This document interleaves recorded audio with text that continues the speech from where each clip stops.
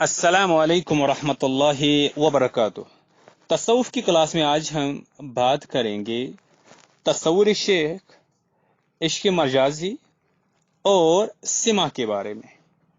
اس سے پہلے ہم نے کہا تھا کہ تصوف کے مقصد کو حاصل کرنے کے لیے ذرائع اپنائے جاتے ہیں۔ ان ذرائع کی دو قسمیں ہیں، ایک ہے مجاہدہ اور دوسرا ہے فعالہ۔ اور فعالہ سے مراد وہ تراکیب اور ایکٹیویٹیز ہے جن میں صوفی حضرات روحانی قوت میں اضافہ کے لیے مشغول رہتے ہیں۔ ان میں ذکر، شغل اور مراقبہ شامل ہے۔ اس کے علاوہ بعض طریقے اور بھی ایسے ہوتے ہیں جن کا شمار فعالہ میں کیا جاتا ہے، مگر ان کے بارے میں پابند شریعت صوفیہ کا کہنا یہ ہے کہ ان سے نقصان بھی ہو جاتا ہے۔ اس وجہ سے ان کا استعمال مرشد کے حکم سے ہی کرنا چاہیے۔ اب یہ جو سما ان میں سے جو ہے، ان میں ایک ہے سما، اسی طریقے سے عشق مجازی اور تصور شیخ شامل ہے ان میں سے۔ اب ان کی جو تفصیل ہے یہ تھوڑی سی آپ سن۔ تصور شیخ کسے کہتے ہیں؟ تصور شیخ کا مطلب ہے آنکھیں بند کر کے شیخ کا اس طریقے سے، یعنی پیر کا، شیخ کا اس طریقے سے تصور کرنا کہ گویا انسان شیخ کی مجلس میں بیٹھا اس کی باتیں سن رہا ہے۔ عام طور پر صوفیہ کے ہاں اس کا جو طریقہ رائج ہے اسے بیان کرتے ہوئے مشہور صوفیانہ تحریک دعوت اسلامی کے مقالہ نگار مولانا احمد رضا خان بریلوی کے حوالے سے لکھتے ہیں۔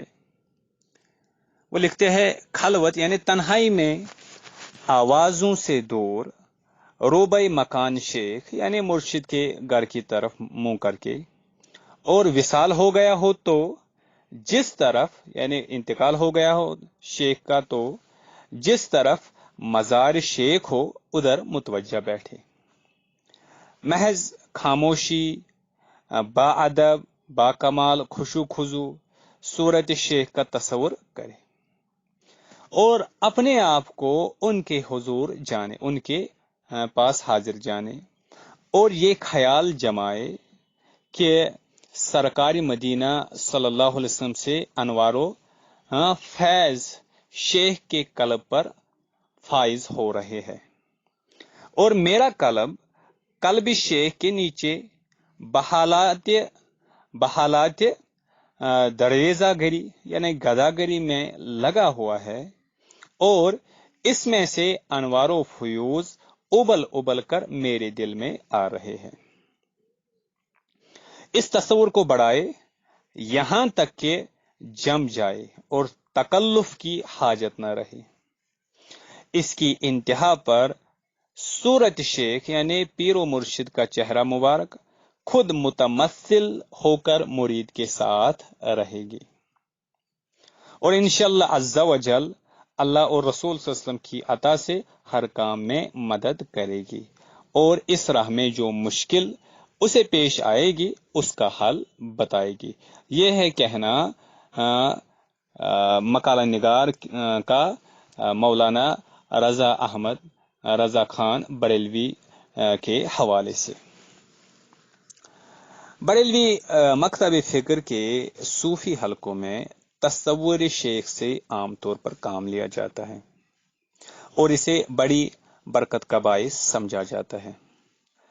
البتہ دیوبندی مکتب فکر کے حلقوں میں اس سے پرہیز کیا جاتا ہے اور کہا جاتا ہے کہ موجودہ حالات میں تصور شیخ بعض خطرات کا باعث ہے، اس وجہ سے اس سے بچنا چاہے۔ سید شبیر احمد کاکا خیل لکھتے ہیں، وہ بیان کرتے ہیں، کہتے ہیں اس میں خطرہ شیخ کو حاضر ناظر سمجھنے کا ہے، کیونکہ سالک اپنے محبوب شیخ کے ساتھ محبت میں بہت کچھ وابستہ کر لیتا ہے، اور اللہ تعالیٰ جب سالک کے اخلاص اور طلب کی وجہ سے किसी मौके पर मदद करता है तो सालिक उसको शेख की तरफ से समझने लगता है, जो आहिस्ता आहिस्ता शिर्क की तरफ चला जाता है। तस्वीर को भी तो इसलिए हराम करार दिया गया है कि ये आहिस्ता आहिस्ता शिर्क में बदलने लगती है। ये मोहब्बत ऐसी चीज है कि अक्ल को सलब कर देती है और शेख के साथ मोहब्बत फितरी है, इसलिए अगर इसकी तस्वीर दिल में बसा ली जाए तो ये भी आहिस्ता आहिस्ता खतरे की सूरत इख्तियार कर सकती है। हजरत मौलाना अशरफ अली थानवी के नजदीक ये शुगल खवास के लिए तो मुफीद है, खास अफराद के लिए, लेकिन अवाम के लिए सख्त मुज़िर, क्योंकि इसमें सूरत परस्ती तक बात जा सकती है जो कि शिर्क का जीना है। कसरत तस्वुर से बाज औकात कोई सूरत मसालिया जाहिर हो सकती है जो बाज औकात महज ख्याल होता है, और बाज दफा कोई लतीफा गैबी उस शक्ल में मुतमस्सिल हो जाता है जिसका बसा औकात शेख को पता भी नहीं होता, लेकिन सालिक उसको हाजिर नाजिर समझकर अपना नुकसान कर सकता है। इसलिए इससे बचना औला है, बेहतर है। इसके मकासद को हासिल करने का अच्छा तरीका यह है कि शेख के मलफूजात, अकवाल और किताबें पढ़े, या फिर अपने पीर भाइयों, अपने पीर के दूसरे मुरीदों से इसका तज़किरा करे। यह है मौलाना अशरफ अली थानवी का कहना इस तस्वुर शेख के बारे में। अब उसके बाद और एक है, वो है इश्क मजाजी। बाज अहले तसव्वुफ के यहाँ ये तस्वुर मौजूद है कि इश्क मजाजी इश्क हकीकी की सीढ़ी और स्टेयर्स है। इश्क मजाजी से मुराद वो इश्क है जो इंसान को किसी और इंसान से हो जाता है, और इश्क हकीकी से मुराद वो इश्क है जो इंसान को अल्लाह ताला से होता है। आमतौर पर इश्क मजाजी सिन्फ मुखालिफ से होता है, अपोजिट जेंडर, अपोजिट जिन्स से होता है, मुखालिफ जिन्स से होता है। मगर कभी ऐसा भी होता है कि एक ही जिन्स के दो अफराद के माबैन ऐसा इश्क हो जाए। कभी कभार एक ही जेंडर के दो शख्सों के दरमियान भी ऐसा होता है। अपने पीरो मुर्शिद से सभी सूफी इश्क की हद तक मोहब्बत करते हैं। सूफी खानकाओं में हर तबके और हर उम्र के लोग आते हैं। कभी ऐसा होता है कि बड़ी उम्र का कोई शख्स किसी कम उम्र खूबसूरत लड़के पर आशिक हो जाता है। ऐसी सूरत में उनके शेख के लिए एक मुश्किल खड़ी हो जाती है। यही वजह है कि सूफियाना तरबियत में अमरद परस्ती यानी खूबसूरत लड़कों से इश्क की मजम्मत पर बहुत जोर दिया जाता है। बाज सूफी बुजुर्गों के बारे में ये मनकूल है कि वो किसी खातून या लड़के के इश्क में गिरफ्तार हो गए और इसके नतीजे में उन्होंने जबरदस्त किस्म की शायरी कर दी।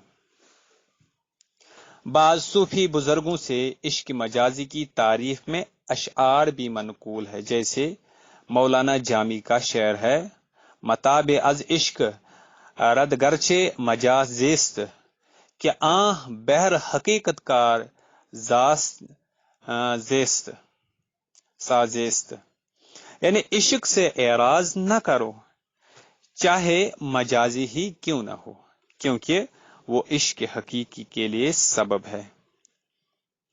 इसके मुतल्लक सैयद शबीर अहमद काका खेल लिखते हैं, बयान करते हैं, उन बुजुर्गों का इश्क मजाजी की तायीद से सिर्फ इतना मुराद है कि अगर खुदा न खास्ता किसी को इश्क मजाजी हो जाए तो फिर उससे काम लेना चाहिए, ताकि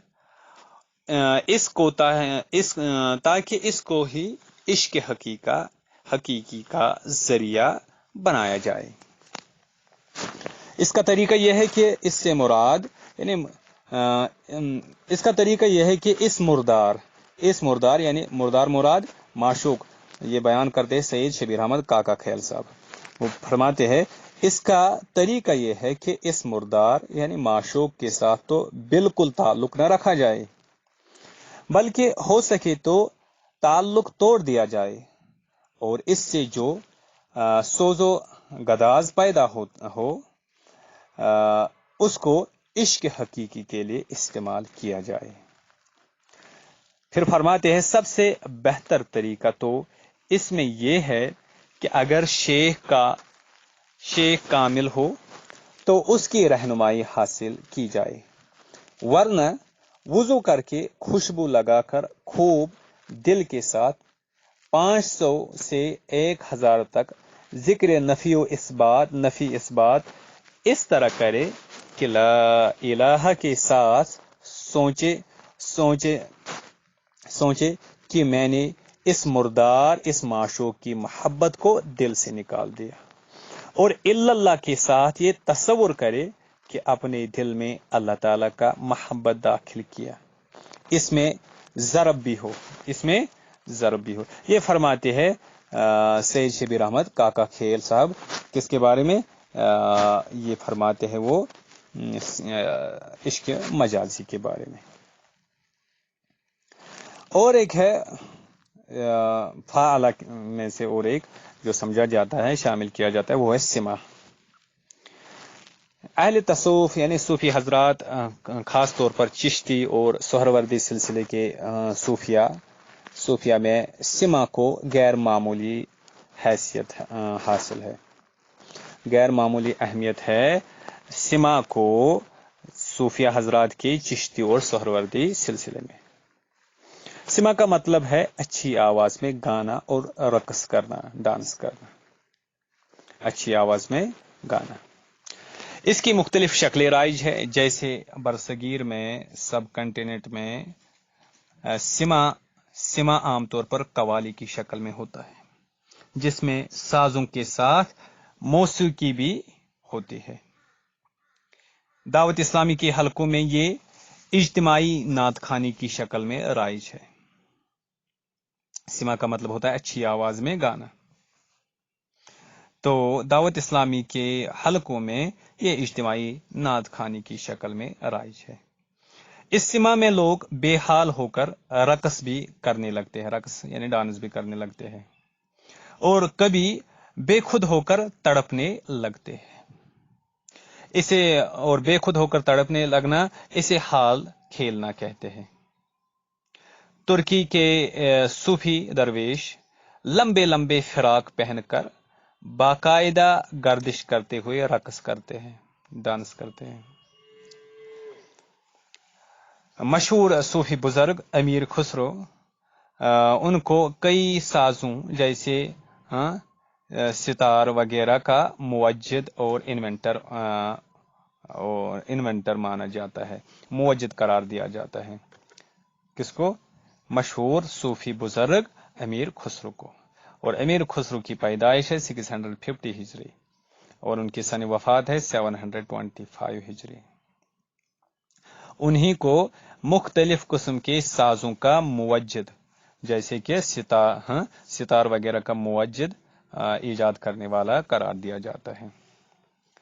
سازوں والی موسیقی کے ساتھ سما کے معاملے میں پابند شریعت صوفیہ کے 2 پوائنٹ آف ویوز ہے، 2 نقطہ نظر ہے۔ ان میں سے جو لوگ سازوں کو مطلقاً جنرلی حرام سمجھتے ہیں، وہ سازوں کے ساتھ قوالی کو بھی حرام ہی قرار دیتے ہیں۔ جن اکابر صوفیہ سے سما ثابت ہے، ان کے اقوال کی وہ یا تو تعویل کرتے ہیں، ایسی میننگ یعنی بیان کرتے ہیں جو ان کے موافق ہو، یعنی ان کی نظریے کے موافق ہو، یا پھر یہ سمجھتے ہیں کہ ان کے اقوال باتیں اور افعال یعنی کام کو ان کی جانب غلط طور پر منسوب کیا گیا ہے. یہاں وہ کہتے ہیں کہ یہ جو اقوال ہے اس قسم کے اقوال اور افعال ان کی طرف غلط کسی نے منسوب کیے ہیں. اور اس کے برعکس صوفیہ کا دوسرا گروہ جس میں زیادہ تر چشتی سلسلے کے صوفیہ علماء شامل ہیں، موسیقی کے ساتھ سما کو جائز سمجھتے ہیں. کس سلسلے کے؟ چشتی سلسلے کے صوفی علماء سمجھتے ہیں کہ موسیقی کے ساتھ سما جائز ہے. یہ تھی آج کی گفتگو. انشاءاللہ اگلی کلاس میں اور کچھ بات کریں گے. تب تک کے لیے السلام علیکم ورحمۃ اللہ.